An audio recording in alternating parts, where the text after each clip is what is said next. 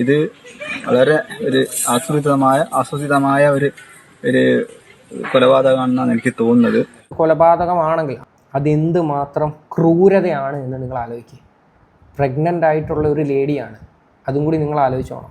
Kozhikode പേരാമ്പ്രയിൽ car കത്തി ഒരു ഗർഭിണി മരിച്ച സംഭവം നിങ്ങളെല്ലാവരും അറിഞ്ഞു കാണും എന്ന് ഞാൻ വിശ്വസിക്കുന്നു.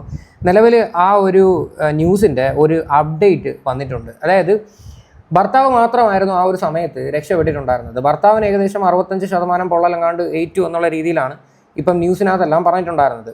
ഇപ്പം ഈ ഭാര്യയുടെ, അതായത് ആ മരിച്ചുപോയ പെൺകുട്ടിയുടെ വീട്ടുകാർ തന്നെ ഭർത്താവിന് എഗെയിൻസ്റ്റ് ആയിട്ട് ഒരുപാട് അലിഗേഷൻസ് ഒക്കെ വന്ന് പറയുന്നുണ്ട്. ഭർത്താവിൻ്റെ വീട്ടിൽ അത്ര നല്ല രീതിയിലല്ലായിരുന്നു ഇവർ മുന്നോട്ട് പോയെന്നും അവിടെയും ഒരുപാട് പ്രശ്നങ്ങളുണ്ടായിരുന്നു. അപ്പം തീർച്ചയായിട്ടും ഈ ഒരു മരണം കൊലപാതകമാണോ എന്നുള്ള രീതിയിൽ ഒരു സംശയമുണ്ട്.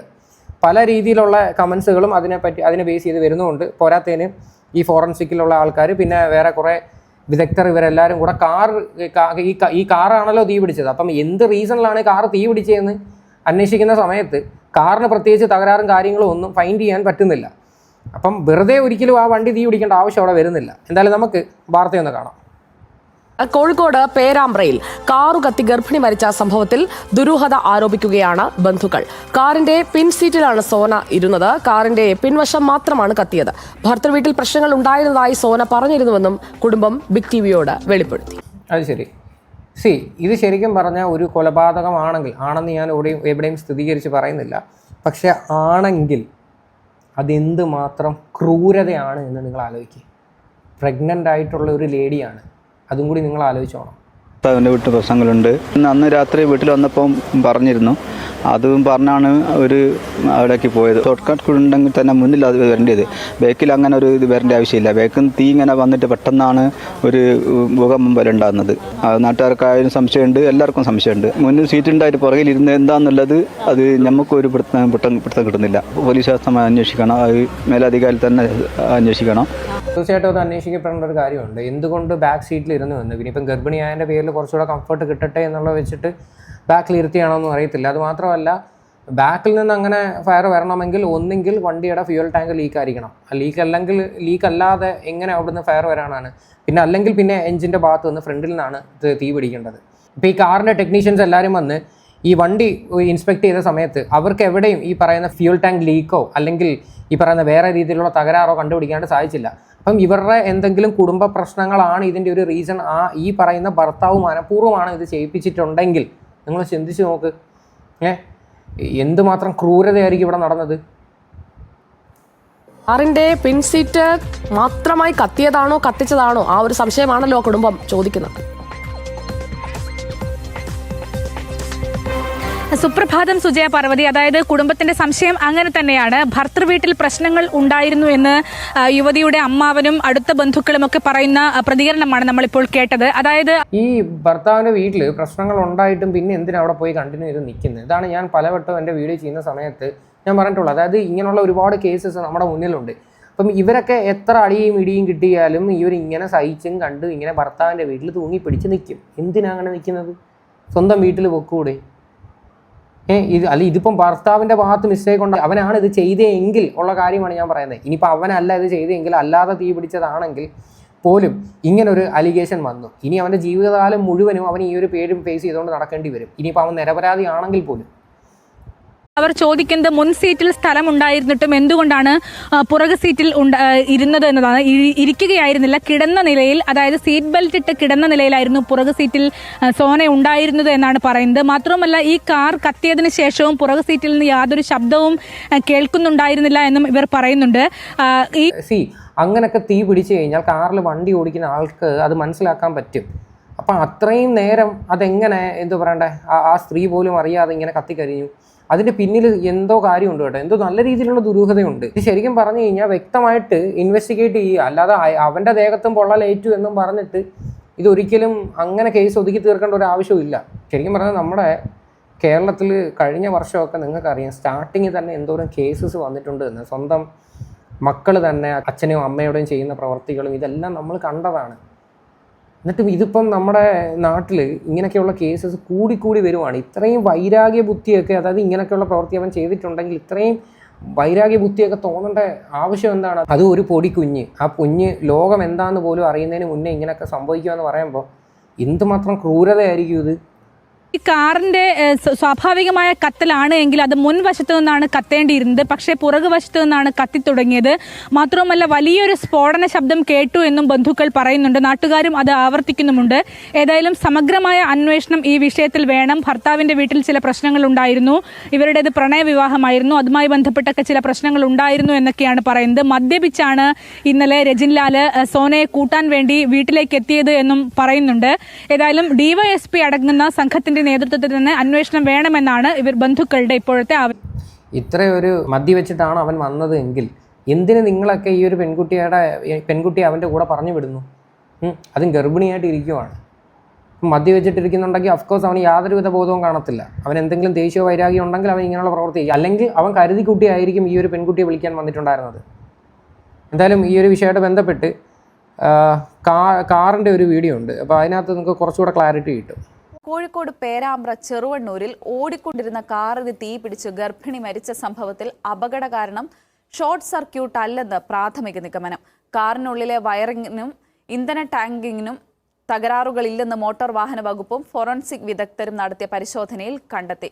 കേട്ടല്ലോ, ഫ്യൂൽ ടാങ്കിന് പ്രശ്നമില്ല, അല്ലാതെ ഷോർട്ട് സർക്യൂട്ടോ കാര്യങ്ങളോ ഒന്നുമില്ല. പിന്നെ എങ്ങനെ അങ്ങനെ സംഭവിച്ചു? അപ്പം ഇതിനകത്ത് എന്തോ ഈ പറയുന്ന രീതി മനഃപൂർവ്വം ചെയ്തൊരു പരിപാടി ആയിരിക്കും. അല്ലെങ്കിൽ ഒരിക്കലും ഇങ്ങനെ സംഭവിക്കത്തില്ല. വാർത്തയുടെ വിശദാംശങ്ങൾ ദീപ ഹരീന്ദ്രനാഥ് നൽകും. ദീപ, അപ്പോൾ എന്താണ് കാറിന് തീ പിടിക്കാനുള്ള കാരണം എന്നതിൽ ഒരു വ്യക്തത വന്നിട്ടില്ല അല്ലേ? തീർച്ചയായിട്ടും റജീന, അക്കാര്യത്തിലൊരു വ്യക്തത വന്നിട്ടില്ല. വെള്ളിയാഴ്ച രാത്രിയാണ് അപകടമുണ്ടാകുന്നത്. കക്കറമുക്ക് സ്വദേശിയായ സോനയാണ് മരിച്ചത്. 7 മാസം ഗർഭിണിയായിരുന്നു സോന. ആശുപത്രിയിൽ നിന്ന് മടങ്ങി വരുമ്പോഴാണ് ഇത്തരത്തിലുള്ള അപകടമുണ്ടാകുന്നതും കാർ ഓടിച്ചിരുന്ന ഭർത്താവ് റിജിന് ഗുരുതരമായി പൊള്ളലേൽക്കുകയും ചെയ്തിരുന്നു. ഈ ഭർത്താവ് മാത്രമേ അവ ഇങ്ങനെ അതിവിദഗ്ധമായി അവിടെ നിന്ന് രക്ഷപ്പെട്ടെന്ന് എനിക്ക് മനസ്സിലാവുന്നില്ല. എങ്ങനെങ്കിലും ആ ഭാര്യയെ അവിടെ നിന്ന് രക്ഷിക്കാനല്ല നോക്കത്തുള്ളൂ. അതുമാത്രമല്ല, ഈ തീ പിടിക്കുവാണെങ്കിൽ ഫ്രണ്ടിൽ നിന്ന് മാത്രമേ തീ പിടിക്കൂ, ബാക്കിൽ നിന്ന് എങ്ങനെ തീ പിടിച്ചു? ഇവൻ മാത്രം എങ്ങനെ അതിവിദഗ്ധമായി ചാടി രക്ഷപ്പെട്ടു? ഇതെല്ലാം ഇതിനകത്ത് ചോദ്യം ചെയ്യേണ്ട ഒരു കാര്യം തന്നെയാണ്. ഇവനെ അറസ്റ്റ് ചെയ്യുക, അല്ല വേറെ സംസാരമൊന്നുമില്ല. അറസ്റ്റ് ചെയ്ത് ചോദ്യം ചെയ്യുമ്പോൾ ഇതിനകത്ത് കുറച്ചുകൂടെ ക്ലാരിറ്റി കിട്ടും. വ്യക്തമായിട്ട് ഈ പറയുന്ന ഈ ടെക്നീഷ്യൻസും ഇവരും എല്ലാവരും പറയുന്നത് എന്താണ്, ഇങ്ങനെ ഒരു കാരണവശാലും ഇങ്ങനെ സംഭവിക്കത്തില്ലെന്നാണ് പറയുന്നത്. ആ വണ്ടിക്ക് തീ പിടിക്കാനായിട്ടുള്ള യാതൊരുവിധ റീസൺസും കണ്ടെത്തിയിട്ടില്ല. സംഭവത്തിലാണ് നിർണായക കണ്ടെത്തൽ ഇപ്പോൾ അന്വേഷണ സംഘം കണ്ടെത്തിയിരിക്കുന്നത്.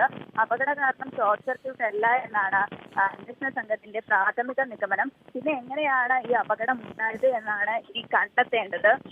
നിലവിൽ ഇന്ധന ടാങ്കിനും അതുപോലെ തന്നെ കാറിനുള്ളിലെ വയറിങ്ങിനും യാതൊരു തകരാറില്ല എന്നും കണ്ടെത്തിയിട്ടുണ്ട്. അതുപോലെ തന്നെ കാറിന് പിന്നിൽ നിന്നാണ് ഇത്തരത്തിൽ തീ പിടിച്ചത് എന്നാണ് ഫോറൻസിക് സംഘവും കണ്ടെത്തിയിരിക്കുന്നത്. അതുകൊണ്ട് തന്നെ ഇനി എങ്ങനെയാണ് ഈ അപകടം ഉണ്ടായത് എന്ന കാര്യത്തിൽ ഒരു വ്യക്തത വരേണ്ടിയിരിക്കുന്നു.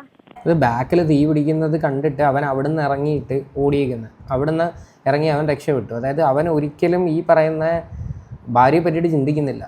അവിടെ തന്നെ ഈ ഒരു കാര്യത്തിൽ കുറേ ക്ലാരിഫിക്കേഷൻ കിട്ടുന്നതാണ്. മേ ബി ഇനി പോലീസുകാർ ഇനിയിപ്പോൾ കാര്യം ഓൾറെഡി മനസ്സിലാക്കി കാണുമായിരിക്കും. അവർ കുറച്ചുകൂടെ ക്ലാരിറ്റിക്ക് വേണ്ടിയിട്ടായിരിക്കും അവർ വെയിറ്റ് ചെയ്യുന്നത്. അതിനായി കാറിനുള്ളിലെ കൂടുതൽ സാമ്പിളുകൾ ഫോറൻസിക് സംഘം ശേഖരിച്ചിട്ടുണ്ട്. ഇതിന്റെ റിപ്പോർട്ട് വന്നാൽ മാത്രമേ ഇനി എന്താണ് ഈ അപകടത്തിന്റെ കാരണം എന്ന് കൃത്യമായി മനസ്സിലാക്കാൻ കഴിയുള്ളൂ. ഈ ഒരു ശബ്ദം, ഈ അപകടം ഉണ്ടായ സമയത്ത് ഒരു വലിയൊരു സ്ഫോടന ശബ്ദം കേട്ടിരുന്നു. അങ്ങനെയാണ് നാട്ടുകാർ ഈ സ്ഥലത്തേക്ക് ഓടി എത്തുന്നതും. അപ്പോൾ ഈ അഡീഷണൽ ആയിട്ട് വല്ല പെട്രോളും മറ്റോ ഈ കാറിൽ കരുതിയിരുന്നോ എന്നടക്കം ഇനിയും കണ്ടെത്തേണ്ടതുണ്ട്. നിലവിൽ അത്തരത്തിലൊരു സാധ്യത അന്വേഷണ സംഘത്തിന്റെ ഭാഗത്തില്ല. ഇനി വല്ല പുറത്തിനി ഇതിൽ എന്തെങ്കിലും ദുരൂഹതയുണ്ടോ എന്നും അന്വേഷിക്കേണ്ടതുണ്ട്. അത്തരത്തിലാണ് ഇപ്പോൾ പോലീസിന്റെ അന്വേഷണം നീങ്ങുന്നതും. എന്തായാലും കൂടുതൽ പരിശോധനാ ഫലം വരേണ്ടിയിരിക്കുന്നു. വെള്ളിയാഴ്ച രാത്രി 9 മണിയോടുകൂടിയാണ് ഈ അപകടം ഉണ്ടാകുന്നത്. ഒരു കാര്യമില്ലാതെ ഈ പറയുന്ന സ്ഫോടനം ഒന്നും സംഭവിക്കത്തില്ല. കാരണത്ത് വണ്ടികൾ യൂസ് ചെയ്യുന്നവർക്ക് അത് മനസ്സിലാക്കാന്നേ ഉള്ളൂ. കാടുകൾ കത്തും, പക്ഷെ അതിങ്ങനെ പതുക്കെ ആയിരിക്കും അതിങ്ങനെ കത്തി കയറി പോകുന്നത്. അത് ഒറ്റയടിക്ക് ഇങ്ങനെയൊക്കെ വന്ന് പെട്ടെന്ന് ഇങ്ങനെ പൊട്ടിത്തെറിക്കുക എന്ന് പറയണത് ഇതിനകത്തോട്ട് അത്ര വിശ്വസനീയമല്ല. അപ്പം ഇത് ശരിക്കും പറഞ്ഞു കഴിഞ്ഞാൽ ഇതിനകത്ത് ദുരൂഹത ഉണ്ട് എന്ന് ഇതിനകത്ത് മനസ്സിലാക്കാന്നേ ഉള്ളൂ. എന്തായാലും ഇതിൻ്റെ റിപ്പോർട്ടും കാര്യങ്ങളൊക്കെ വരട്ടെ. അത് മാത്രമല്ല, ഈ ഭർത്താവ് എന്ന് പറയുന്നവൻ്റെ ഹിസ്റ്ററി ഒന്ന് തപ്പുന്നത് വളരെ നന്നായിരിക്കും. ഇപ്പോൾ അവരുടെ കുടുംബം തന്നെ ഓൾറെഡി അഡ്മിറ്റ് ചെയ്തു, ഓൾറെഡി പ്രശ്നങ്ങളൊക്കെ ഉണ്ടായിരുന്നു എന്ന് ഭർത്താവിൻ്റെ വീട്ടിൽ. അപ്പം കുടുംബം തന്നെ രംഗത്ത് വരണമെങ്കിൽ വെറുതെ വരത്തില്ലേ? എന്തെങ്കിലും വളരെ സീരിയസ് മാറ്റേഴ്സ് ഉണ്ടെങ്കിൽ അവരിങ്ങനെ ഒന്ന് സംസാരിക്കത്തുള്ളൂ. കക്കറമുക്കിലാണ് ഈ അപകടം ഉണ്ടാകുന്നത്. സോന, 7 മാസം ഗർഭിണിയായ സോനയാണ് മരിച്ചിരിക്കുന്നത്. കാർ ഓടിച്ചിരുന്നത് ഭർത്താവ് റിജിൻലാലാണ്. റിജിൻലാൽ ഈ തീ പിടിച്ച ഉടനെ തന്നെ കാറിൽ നിന്ന് ചാടി ഇറങ്ങിയിരുന്നു. അതിനാലാണ് റിജിൻ രക്ഷപ്പെട്ടത്. ഇതൊരു വയൽക്കരയിലാണ് ഈ അപകടം ഉണ്ടാകുന്നത്. ഇതിന് സമീപത്ത് ഒരു തോടും ഉണ്ടായിരുന്നു. ദീപ, ഒരു കാര്യം കൂടി ചോദിച്ചോട്ടെ, ഈ കാറിലുണ്ടായിരുന്ന, കാർ ഓടിച്ചിരുന്ന യുവാവിന്റെ ഇപ്പോഴത്തെ ആരോഗ്യസ്ഥിതി എങ്ങനെയാണ്? റെജീന, ഈ സോനയുടെ ഭർത്താവ് റിജിൻലാൽ ഇപ്പോഴും മെഡിക്കൽ കോളേജ് ആശുപത്രിയിൽ ചികിത്സയിലാണ്. 65% പൊള്ളൽ ഏറ്റിട്ടുണ്ട്. അതുകൊണ്ട് തന്നെ അതീവ ഗുരുതരാവസ്ഥയിലാണ് റിജിന്റെ ആരോഗ്യസ്ഥിതി. റിജിൻ അവിടെ സമീപത്തുണ്ടായിരുന്ന നാട്ടുകാർ, ഈ അപകടം കണ്ട ദൃക്സാക്ഷികൾ പറയുന്നത് ഒരു തീഗോളമായാണ് റിജിൻ പുറത്തേക്ക് ചാടിയത് എന്നാണ്. അപ്പോൾ അതുകൊണ്ട് തന്നെ വലിയ രീതിയിലുള്ള പൊള്ളൽ റിജിന് ഏറ്റിട്ടുണ്ട്. ഏകദേശം 65% പൊള്ളൽ. അതിനകത്ത് എന്തെങ്കിലും തീയോ കാര്യങ്ങളോ ഇടാതെ ഒരിക്കലും അത്രയും തീയായിട്ടൊന്നും എന്താ പറയണ്ട, അങ്ങനെയൊന്നും വരത്തില്ല. അപ്പം ശരിക്കും പറഞ്ഞു കഴിഞ്ഞാൽ ഒന്നെങ്കിൽ രണ്ടുപേർ കൂടെ ഒരുമിച്ച് തീരാം, അല്ലെങ്കിൽ ഒരാളെ തട്ടാം എന്നുള്ളൊരു രീതിയിൽ ആൾക്കാർ സ്വാഭാവികമായിട്ട് ചിന്തിക്കും. ഇപ്പം നമുക്ക് വന്നിരുന്നിട്ട് എന്താ പറയണ്ട, സ്ഥിരീകരിച്ച് സംസാരിക്കാൻ പറ്റത്തില്ല. കാര്യം നിലവിൽ കേസ് അന്വേഷണ ഭാഗമായിട്ട് നടന്നുകൊണ്ടിരിക്കുമ്പം നമുക്കത് ഒന്ന് സ്ഥിരീകരിച്ച് പറയണത് ശരിയല്ല. പോരാത്തതിന് അവൻ 65% അവനെ പൊള്ളലേറ്റിട്ടുണ്ട് എന്ന് പറയുന്നുണ്ട്. അപ്പം വ്യക്തമായിട്ട് ഇതിൻ്റെ റിപ്പോർട്ട് വരട്ടെ. റിപ്പോർട്ട് വന്നതിന് ശേഷം നമുക്ക് ഡീറ്റെയിൽ ആയിട്ട് വീഡിയോ ചെയ്യുന്നതായിരിക്കും കുറച്ചും കൂടി നല്ലതെന്ന് എനിക്ക് ഫീൽ ചെയ്യുന്നുണ്ട്. എന്തായാലും ഇത്രയാണ് സംഭവങ്ങൾ. എന്തായാലും നമ്മുടെ ഈ കേരളത്തിൽ ഇപ്പം ഇങ്ങനെയൊക്കെയുള്ള വാർത്തകൾ യൂഷ്വലി ഇങ്ങനെ വന്നുകൊണ്ടിരിക്കുകയാണ്. ഡേ ബൈ ഡേ ഓരോന്ന് വന്നുകൊണ്ടിരിക്കുകയാണ്. ഇപ്പം ഒരു ഭർത്താവിൻ്റെ വീട്ടിൽ ഇഷ്യൂസും പ്രശ്നമൊക്കെ ഉണ്ടെങ്കിൽ നിങ്ങൾക്ക് അഡ്ജസ്റ്റ് ചെയ്യാനായിട്ട് പറ്റത്തില്ല എങ്കിൽ കഴിവതും അവിടെ നിന്നൊക്കെ മാറി നിങ്ങളുടെ സ്വന്തം വീട്ടിൽ പോയി നിൽക്കുക. അല്ലെങ്കിൽ ഇങ്ങനെയൊക്കെയുള്ള അനുഭവങ്ങളായിരിക്കും വരുന്നത്. ഇനി ഡെയിലി ഓരോ കേസസ് വരുവാണ്. എന്തായാലും നമ്മൾ തന്നെ ഇത് കണ്ട് മടുത്ത്. എന്തായാലും ഈ ഒരു വിഷയമായിട്ട് ബന്ധപ്പെട്ട് നിങ്ങളുടെയൊക്കെ അഭിപ്രായങ്ങൾ എന്താണെന്ന് വെച്ചാൽ നിങ്ങൾ തീർച്ചയായിട്ടും കമൻറ്റ് ചെയ്യുക.